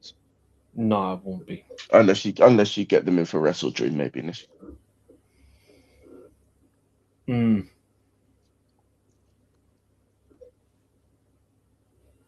like, obviously, if it's not happening there, then it's probably not happening for a while. But in terms of this match itself, I thought it was, as I said, a great match. Both men put on a very good showing, and it shows why they're both very strong contenders to win this tournament. Agreed. And the main event of this match was, not of this match, of this show, was Yuya Uemura versus Aaron Wolf. This was fun. This was a good showing from both men. Yuya again showing why I picked him at the start of the tournament as my favourite to win it. But Aaron Wolf did not fail to surprise me as well. Like he really showcased himself really well. It was a fun match, start to finish. Great main event. Yeah. I was a big fan of the dynamic in this match. As was I. And they got it right too. Yeah. And the right man there's won. one thing that I have noticed, and I have been very impressed that Yuya Uemura is no longer just simply relying on the deadbolt suplex and tugging the arm to win matches. He's shown like he's got a further depth to his character. and then just himself as a wrestler in general. Just He's becoming the main eventer that we said and saw. He's living up to it. It's no longer about potential. He's living that potential, and it's why I truly believe you've got to give him the title shot at Wrestle Kingdom. You've got to. Yeah. But in terms of this match, I did like the chemistry that they both had. I would like it again. I would like it again afterwards, like the road to like Don Taco or something. And I will say that obviously it's quite a limited sample size for him, but I do think that so far this is Aaron Wolf's best showing. Oh, hands down. Like I know his match with Driller was good as well, but I do think that this match slightly edges it for me. I agree. It gives him more depth to his own ability as well, because most of his matches, he's literally just been, he's just a guy who does judo. Yeah. This one he had to think on his feet, and he reacted really well. Yeah, and whereas here you've actually seen his capabilities as a wrestler as well. Billy says best comedy wrestler is John Cena's younger brother Ron. I mean, that is your opinion. That's okay. Josiah. That is, of course, your opinion. That's okay. I respectfully disagree. And I think in terms of the rest of this tournament, it's going to be very difficult to see Yuya advancing, given the opponent, given how the table is and the opponents that people have left. It's going to be very difficult to see him advancing. Yeah. Because at this point, all it takes is one person to get to 10 points, and I'm pretty sure that'll be him done now. Yeah. Because obviously Gabe's already on 10, and Yuya, I believe, is stuck on 6. He is. And that would mean that he would have to basically beat Gabe, who's already on 10, Henare, who has more points than him anyway, and can still reach, I believe it's 12 or... Wait, no, he could still reach 14. Mm-hmm. And then Oscar as well, who can reach 14. Yeah. It's going to go down to the wire. Yeah. If Yuya does not get out the block phase into the semi-finals, I will genuinely be angry. A big shock. Yeah. I'll be angry. Because then if Yuya doesn't make it out of the block and win this tournament, that completely blows what everyone predicted for Wrestle Kingdom completely wide open. Mm-hmm. Because everyone predicted Tsuji versus Yuya for the title. Yeah. And then the winner of that will have to defend against Callum or Will as the first opponent. Yeah. And it's weird because the way that dynamic's going, it seems like neither of those matches are going to happen at Wrestle Kingdom. Yeah. The spanner is completely in the works. And honestly, it can all be put down to how Will's been booked in AEW, funnily enough. Yeah. Because obviously now that he's turned on the Death Riders, there's now no reason for Callum to turn on him. Yeah, he can't even cite jealousy. Yeah. Because there's nothing to be jealous about. Because he's done exactly what he wanted Will to do and not be involved with it. Mm-hmm. But yeah, that is the conundrum that that night of Block B left us with. Yep. We now move to, thankfully, the last bit of Block A action for this show. Because, my God, this was another terrible, terrible show. Tsuji's not going to win the G1. Don't worry, Peter. No. Tsuji, they're not having the world champion win it.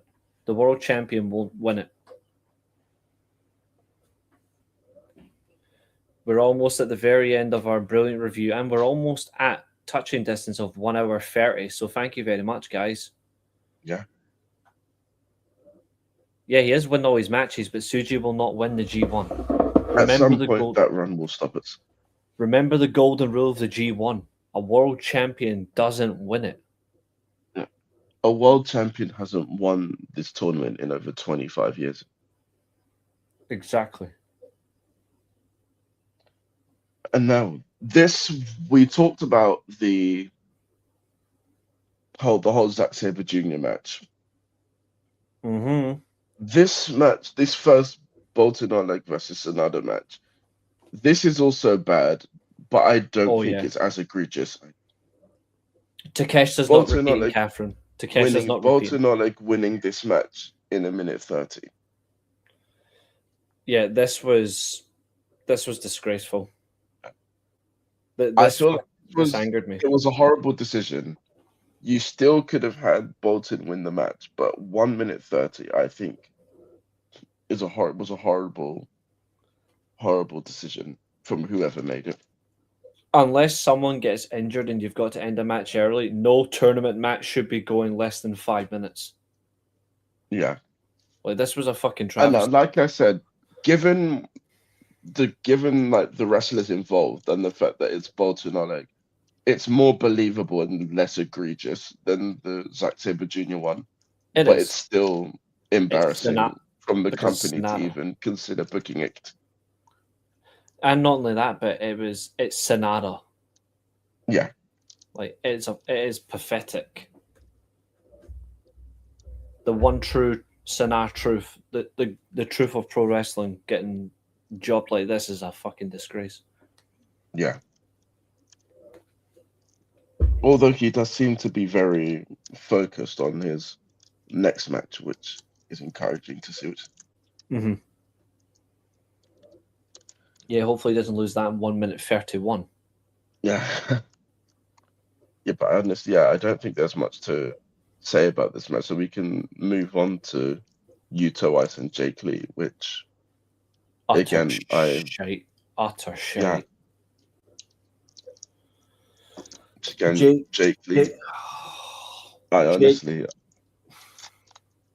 love Jake Lee, but fuck me, this is ridiculous. Yeah.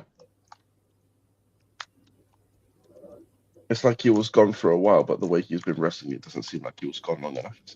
I genuinely feel like when I'm watching Jake Lee, I'm watching an Austin Theory match. I genuinely feel like I'm watching. I mean, Jake Lee's a better psychologist and a better wrestler than Austin Theory. Yeah. But the way he's wrestling is like watching an Austin Theory match. It is a damn right fucking disgrace.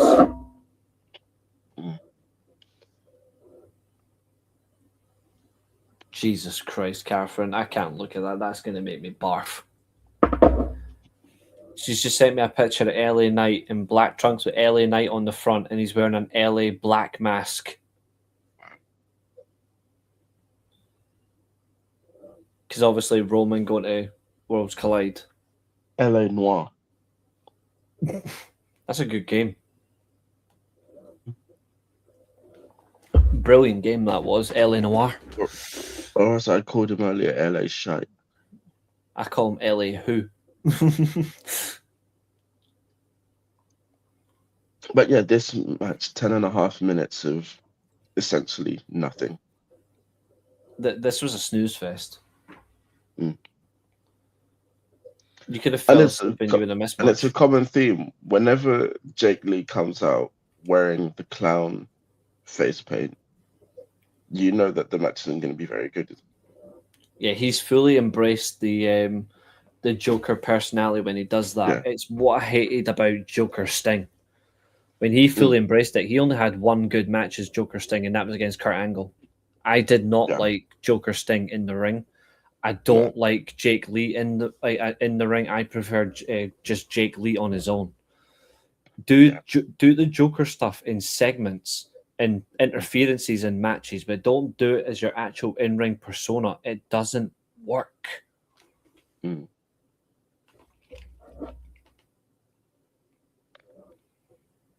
And then to complete the hat trick. Oh, Catherine's just... No, Catherine's just sent me another thing. Have a guess when was the last WWE pay-per-view that Carmelo Hayes competed at? Before you give me an answer, let me just point this out for context. I know it's not in this year. Have a guess. This is baffling for me. I'm surprised by this. Well, a little bit, but still.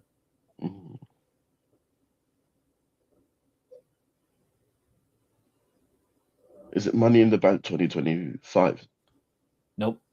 Further than that. Oh, wow. He is. I'm not going to kid you when I say since Royal his Rumble last. 2025? Yep. Mm. He has not appeared at 16 pay-per-views since that event. Wow. I'm not a fan of Carmelo Hayes. I think he's quite boring, but even I'm like, this is cruel. Like, that supposed to be a young talent you're pushing that you believe in, and you do that to him. That is proper cynical. Mm. I think there's not many different types of talent in WWE that matches his height and size, because most of them are exactly the same. But like, what exactly has he done wrong to not appear at 16 pay-per-views since Rumble 2025? Like, that is batshit crazy. Yeah. I'm lost for words, but wow. But yeah, carry on. Yes, I was saying, to complete the hat trick of terrible matches on this card, it was Shingo Takagi and Okan. Honestly, going for a shit is more exciting than an Okan match. I'm honestly tired of him. So am I. Like, what does he offer? What is he? Hiroshi Tanahashi, we hope this message gets to you. Stop allowing someone to run your goddamn company and actually take control. And fire Okan. Because this guy is embarrassing, honestly. How can they watch his matches and think he's good? I don't know. Even Will Ospreay continues to back this guy. Like, this guy also books a wrestling company as well. Like, surely he should know by now, when you see a shit talent, you don't keep rewarding them. You pack them up. I'm sure there's plenty of McDonald's that Okan can work at. Send him to one. But yeah, this match was just an embarrassment to the sport, really. Yeah. I'm pretty sure they spent more time on the outside than they did actually in the ring. Okan literally gives people who aren't wrestling fans a reason for why pro wrestling as a industry should just die. Yeah. He gives it And that level. This man, of all people, had the audacity to try and put Shingo Takagi's head down the toilet. Mm-hmm. Literally. This was horrible on a grand scale. This was pure torture. Yeah. This was Dana Brooke level of torture.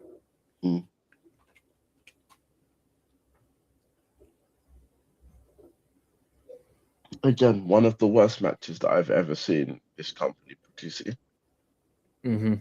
And it's going to get worse because Okan's got another big opponent next. Great. Yeah. Which is not good. I am looking forward to tomorrow's main event, though. Tomorrow's main event is Goto Takeshita. Yeah. No, that was in this. That was in this. That's already happened. Sorry, yeah, what's tomorrow's main event? Tomorrow. Sorry, it was, yeah, because I'm thinking of it because I was going to rewatch this match tomorrow. Tomorrow's main event is Oleg versus Suji. Oh, well, you can say goodbye to his Kazakhstani chest. Oh, yeah. Because that is going to get ripped apart. But yeah, Goto versus Takeshita was today. I was going to watch it again tomorrow, rewatch it again tomorrow because it was good. It was that good. Almost as good as their world title match. Yeah. But I digress. I'll let you carry on. We're going to get to the first of the two good matches on this show, and that was Suji versus Oiwa. Yeah, this was much better. This was far better. This was so competitive. Big win for the champion, obviously. Mm-hmm. But Less it chops was as well. Yep, less chops, more I'm sure competition. he was warned about that before going out. I wouldn't be surprised. I think so. It was very competitive, very exciting, Mm-hmm. and I just loved the overall performance of it. Mm-hmm. And again, it just says, like I've been saying, this tournament, every time I see Ryohei Oiwa, he impresses. Whether he wins or loses, he just impresses in his matches. Mm-hmm. He is one of those shining talents of win or lose. He does not fail to deliver. He always gives fans something more. Mm-hmm. And that's a rare thing. Yeah. He is in a league of his own, Ryohei Oiwa. It's why I do think he will at some point become world champion. But obviously after Yuya, but it will happen. Like, he is that good. Yeah. But in terms of this match, I would say it was, like you said, very good, very fast paced, very back and forth. Mm-hmm. Both men look strong. Yeah. And that's pretty much what you would expect from two young wrestlers like this. Yeah. They didn't hold back either, which I liked. Yeah. That's the one thing that I love when two of the younger wrestlers face each other, because it's always like they've got something to prove to each other. Mm-hmm. And then you get to the main event, which was Goto and Takeshita. This was ruthless. It was, yeah. What a way to pretty much end our show tonight by talking about this. Because this is the main event, not show, but I mean, it's not quite over. There's still the last bit of Block B. Oh yeah, I forgot. I was hoping to skip that pain, but yeah. But yeah, this match was incredible. It was the last true main event of the show because Block B's main event was crap. Yeah. But and this was this is one of the occasions where I can say the wrong person won. I think that they should have given the win to Goto here. Me too. I don't know why they didn't. Because Takeshita winning this match there's no reason for it. Mm-hmm.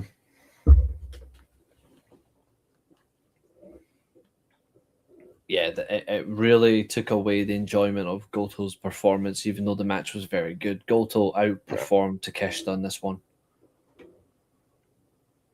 Takeshita rightly outperformed him in the world title match. Goto outperformed him in this one. Yeah. The wrong man definitely won. Mm. And obviously, like we said, Goto probably not going to advance now. Yeah, he's in that. I would have given spot. I would have given him a slight chance if he'd beaten Takeshita, but I think now after beating him, after that I don't see how he can get through. Me neither. Because even though he does currently hold the tiebreaker for Tsuji, I just think that Tsuji is going to collect more points than him over the rest of this tournament. Yeah, the world champion's going to get to the semi-finals and then get eliminated.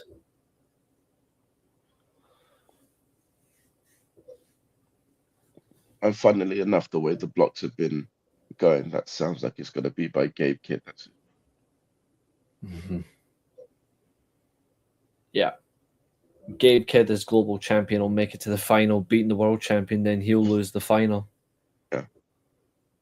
And even though he loses the final because he's beaten the world champion, he'll say that he wants the belts. Yeah. But then Drillo will take that title off him despite first. already having won the spot. Yeah, exactly. And it also makes sense because he was supposed to face Tsuji for the belt before he got injured. Mm-hmm. Exactly. But we're getting too far ahead of ourselves because we've got to talk about Drilla Maloney versus Aaron Wolf. Loved it. Long story short, loved it. There's nothing much I can say about this one except thank you. And when Drilla wins that global title, I hope the very first challenger for him is Aaron Wolf. Yeah. Because... Well, before that, who do you see Aaron Wolf dropping the Never belt to then? Or do you see him going into that as champion as well? I think he does. I think he gets 2 title shots. I think one of them is champion, then the second. I think he's going to drop it to... I would like to see him drop... I'd like to see him drop it to Ishimori. That would be cool. As long as it's not him losing it back to Red Narita in finals. I hope it's Ishimori. I mean, as much as they're never going to do it, it would be nice to see. Because they're not going to do what I want with him, and that's give him back the junior title. But yeah, this match was a great match.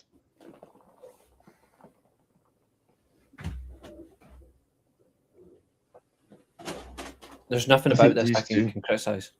These two have very good chemistry with each other as well. They do. And again, it was another good showing of Aaron Wolf's actual wrestling ability rather than relying on the judo side. Mm-hmm. And it almost seems to me like Drilla Maloney's reaching the status of you can put anyone in the ring with him and it'll be a good match. Yeah. Which at a young age is a very good quality time. Which I know. I absolutely love it. Mm-hmm. And the next match we've got to talk about is Oscar and Zack Sabre Jr., who finally gets a win in this tournament again.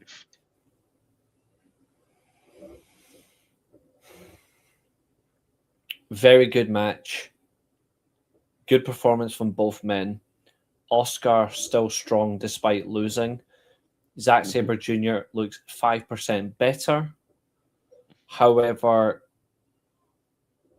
he's still in a dangerous position and it's going to take a lot more than that to turn it around. But very good match. Mm-hmm. I was really impressed with just how the dynamic of the match worked. And I think the fact that Oscar was Zack's opponent really played well into it. It was like Zack's desperation to win a match against Oscar just being a giant. Yeah, it felt like a video game. It felt like you're playing like a classic game against like a lighter talent against a super heavyweight, and you have to use speed and hope that the super heavyweight makes a mistake to capitalize on. Oscar did by trying to submit Zack. Yeah, using his own means against him. He should have went for the power moves. I think Oscar would have won this if he had just went for the choke slam. But I think, and I rate Oscar for this, Oscar wanted to prove, like many other big men before him, Oscar wanted to prove, yes, he's a big man, but he can wrestle with the best of them. No. And for the most part, he did until he decided to try and do the submissions. Yeah, the submission cost him. The submission cost him the result.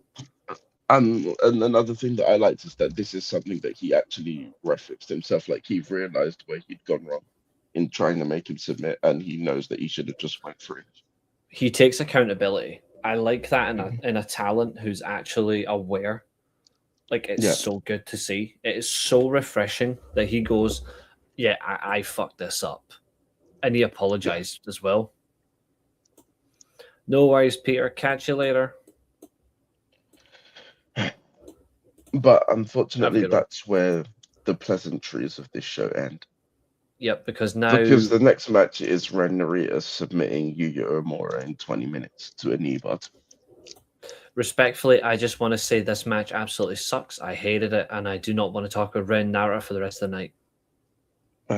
Yeah, I think that's fair enough. Which leaves the main event being Henare and Gabe Kidd.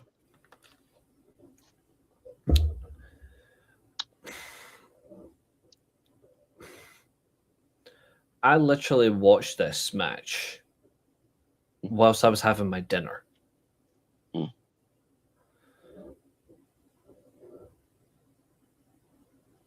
when before we went live, also my PC was being a pain, but I was eating my dinner and watching this match, and honest to God, my dinner was more entertaining. I didn't actually like this. This did not fit either man. Like Hinari and Gabe Kidd, No. it's not like they deliberately didn't want to have a bad match, but it felt like they weren't invested. Yeah, because I was thinking, given the history that these two have with each other, I felt like this match should have been a lot more. I was expecting both men to go out as if they wanted to break their necks.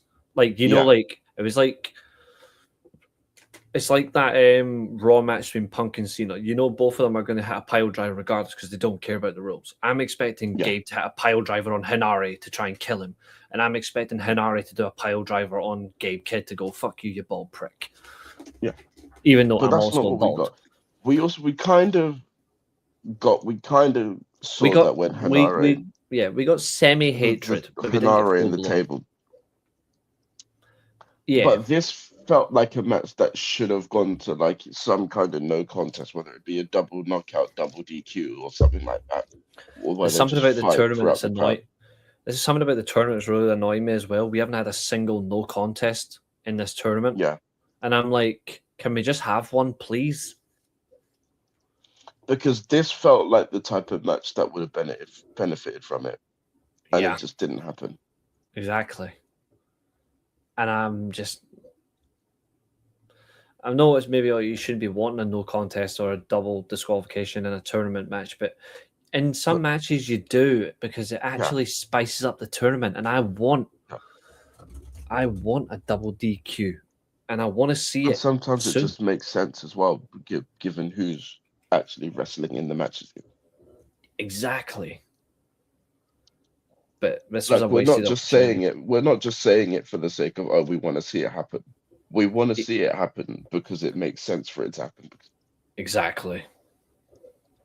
And everything that they told us that the match would be, and the story that they have with each other, told us that there was a possibility that this could happen, and then they don't even get anywhere near the possibility of it happening. Exactly.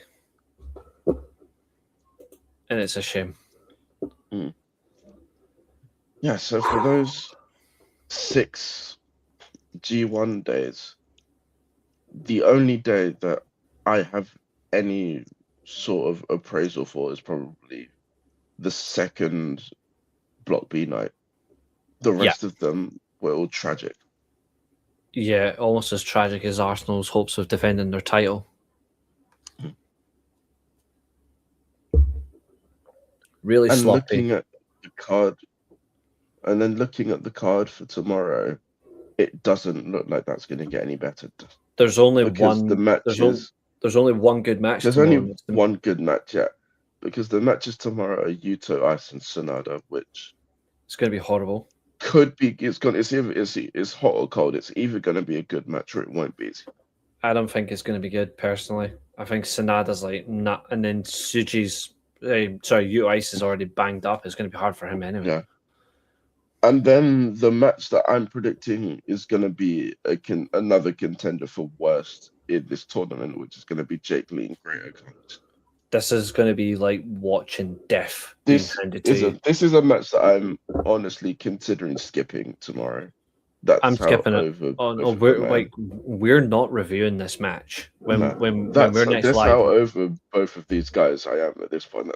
When the next time we're live reviewing the G1, we're not talking about this match at all. No. Ryohei Oiwa and Hiroki Goto. That is going to be a good match. That'll be if they spicy. give it the proper time. Give it 15, 16 minutes. It's spicy. Yeah. Takeshita and Shingo Takagi. Again, that's going to be questionable. Kind of depends on what version of Shingo Takagi you get in this match. Yes. If he's got his working boots on, it's going to be match of the night, no doubt. But if not, then it's going to be a match of disappointment. I agree. And then the main event, Boltin Oleg versus Yota Tsuji. That's going to be a lot of fun. Yeah. Pretty much any match Boltin Oleg is in that isn't a House of Torture match is guaranteed to be a great match. Yeah. But in terms of my overall optimism and excitement for this show, I've got to say that it's a 2 at best, just based on how the rest of this tournament's been. Just I agree. I completely agree. like the fact that I'm looking forward to the preview tags on this show than the actual G1 matches says a lot. Yeah. Because for once the preview tags are actually good. You've got Yasuda and Uemura against Jacob Austin Young and Henare. You've got Matsumoto and Aaron Wolf against Ren Narita and Dick Togo, which basically doesn't count. Mm-hmm. You've got Gedo and Oscar against St. J and Callum Newman, which should be fun. And then you've got Nagai and Driller versus Hartley Jackson and Zack Sabre Jr. Yeah, there's a lot of good team plans there, good functions.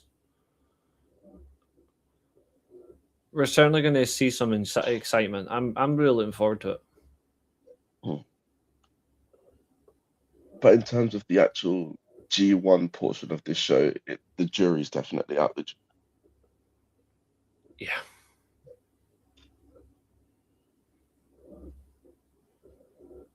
But before we do, guys, we've got any closing thoughts?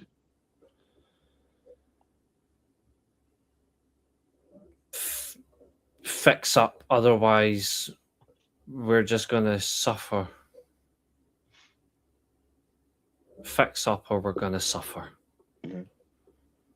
And stop punishing good talent. Otherwise, the G1 will get the EA treatment from us. We'll boycott the fucker. Yeah, my final thoughts is that thank God this is basically the last week of this tournament, because it's been hell, to put it mildly. It has been. And I can't take this because I love the G1. We loved, we both do. We both love the G1. We both love New Japan, but this is attacking our fandom at its worst. Yeah. We said that the best of the Super Juniors was going to be the worst tournament of the year. This is running it very close. It is. Unfortunately, this and it will be cemented as the worst tournament depending on what happens tomorrow. Yeah. And on that bombshell. Yeah. On that exclusive Unbound Grapplecast bombshell, it is absolutely the time to end. But in closing statements, my friend, any closing comments before we wrap up tonight? Right. If you're going to watch AEW Dynamite tonight, enjoy it, because it's going to be a great card, I think. Yes. There's a lot to like about it. There's obviously not a lot of majorness because the Continental Cup doesn't start until Collision, but there are a few matches. There's a street fight between Ospreay and Mark Davis. You've got the international title match between Fletcher and Mike Bailey, and then you've got the Dogs and the Death Riders, I believe. Yes. Or is it just the Death Riders taking on? It's the Death Riders. Cope yeah. and Cage. Yeah, 4 members of the Death Riders versus Cope and Cage and the Bucks, which is quite interesting. The only downside to this card is Orange Cassidy. Yeah. To be fair, Daniel Garcia is a Nate man, to be fair. Yeah. So. But he's going to get jobbed out, so it's all right. Mm-hmm. And then also, I want you all to pay attention very closely to the G1 this week, because the results of these matches are going to play a big role in what we have coming up for you next week when we try to predict the semis and finals and ultimately the winner of this tournament. Yep. And there will be something special in store for whoever does win that prediction. But with that, folks, thank you so much. We are just about to hit 2 hours. We will see you on Friday when James is back on the channel. Yes, and that will be very exciting. It's been a long time coming for him. Oh, hell yeah. Good night, guys, and we will see you next time.